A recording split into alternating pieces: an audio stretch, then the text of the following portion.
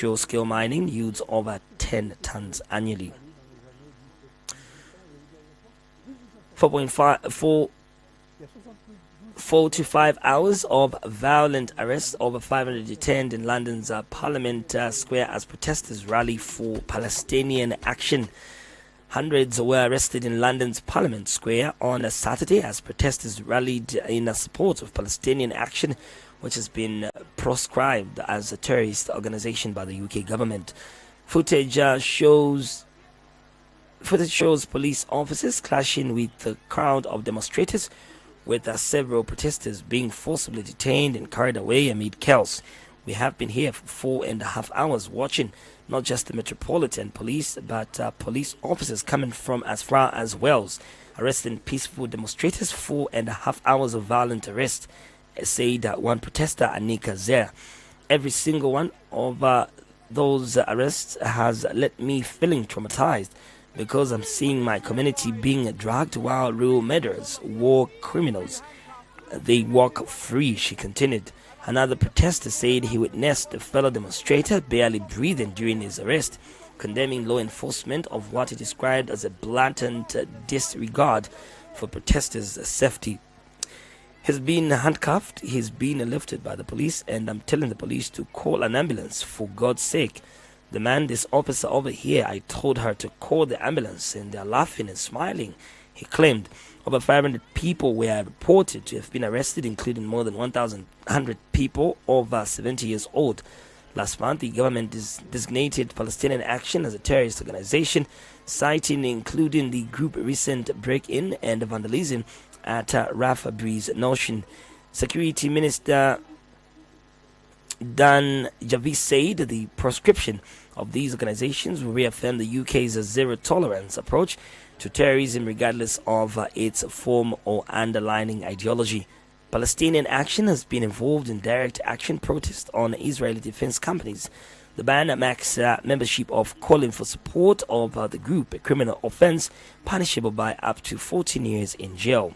On July 31st, Palestinian Action won a court bid for the right to challenge the UK government over its ban. The Royal High Court ruled that the ban infringed on freedom of expression and that the group should have been consulted before it took effect.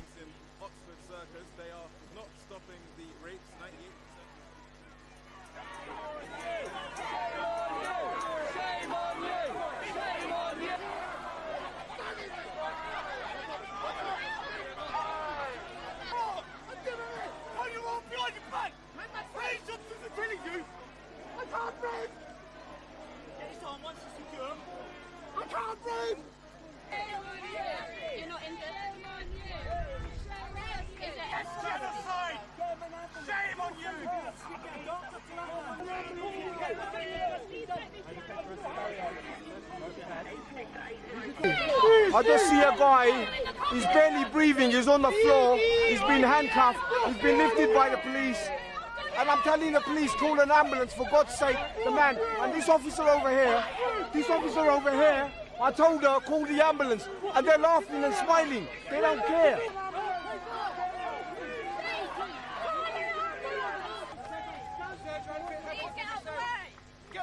Move back for me. Action. Come on, sir. We are breaking. The UK is breaking international law. Israel is breaking international law. Step back. You need to get through. Step back, please. Step back,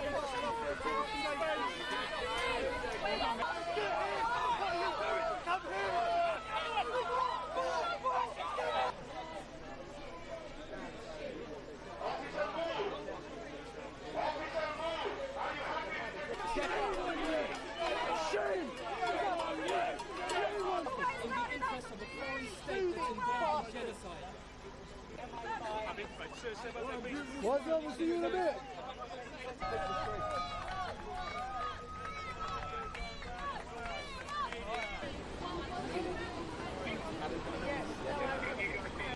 People are being murdered and you are aiding and abetting that. Exactly.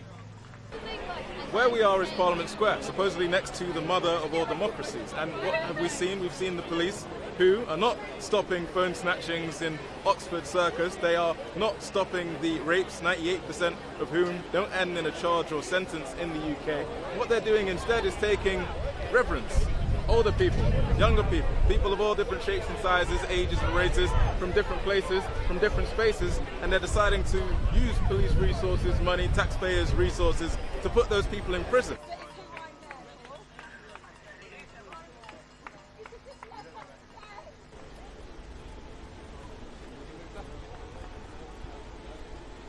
Money is being spent here.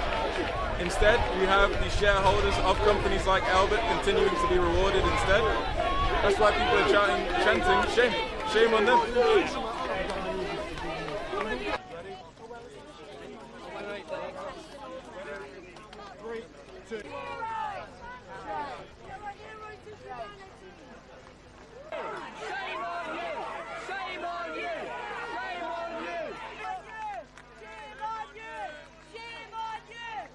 We have been here for 4.5 hours watching not just the Metropolitan Police, but police officers coming from as far as Wales arresting peaceful demonstrators. 4.5 hours of violent arrests. We have spoken to police officers today and none of them can tell us what they are doing here. This is showing us that it's not about the British public and what they want. We are bowing down to a foreign entity in the UK. The British police, they signed up to protect and serve. Their job was to solve crimes, to make people feel safe. And tonight they have to go back to their families and say, we arrested our neighbours, our colleagues, our grandparents, our children. We arrested our community. We're about to arrest you, just to let you know. I got it. Yeah.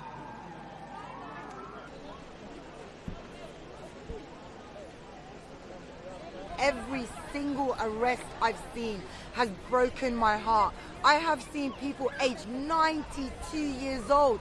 I have seen people in sticks. I have seen people meditating and being arrested. Every single one of those arrests has left me feeling traumatized because I am seeing my community being dragged while real murderers, war criminals, people that drop bombs on displaced people, the starved children that kill babies while they're still in their bellies, they walk free.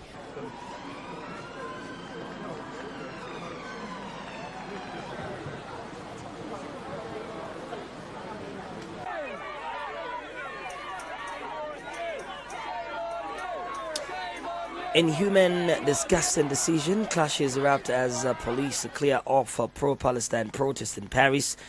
On Saturday, clashes erupted in Paris as police cleared a group of pro-Palestinian demonstrators who had staged a rally to protest Israel's plans to seize control of the Gaza city. Footage shows the riot police officers removing sit-in protesters from the ground, detaining and interrogating several while units from the mission Vigi Pirate are seen monitoring and demonstrators on Place de la Bastille. The demonstrators, meanwhile, banged on kitchenware and held Palestinian flags and banners to protest the genocide in Gaza and against Israeli Prime Minister Benjamin Netanyahu. Fawad Netanyahu said at the moment, in 2025, he cannot accept him in this world. With his spirit of genocide, his spirit of occupying a country that existed before the Israel even existed, said Muhammad Amani, a protester. Netanyahu has declared that he is going to occupy Gaza to reclaim the territory. It's inhuman, a disgusting decision. We will continue to fight for the life so that one day this territory will be free, he added fellow demonstrator Marion. The activist also called on the French authorities to take strong action against Tel Aviv, calling for sanctions alongside recognition of the Palestinian state before there is no one left. The protest staged by International Solidarity Movement was held as Israel's Security Cabinet on a Thursday approved expanded military operations in Gaza to seize Gaza City, disarm Hamas, return hostages, demilitarize the strip and set up an alternative demonstration. The plan was met by public outcry within Israel, with protests held across the country. The war in Gaza broke out on October 7, 2023, when Hamas launched an attack on Israel, killing 1,139 people and kidnapping more than 200 others. Israel has conducted military operations across Gaza in response, with 61,158 Palestinians killed and 151,442 others injured at the time of publication, according to Gaza's Ministry of Health.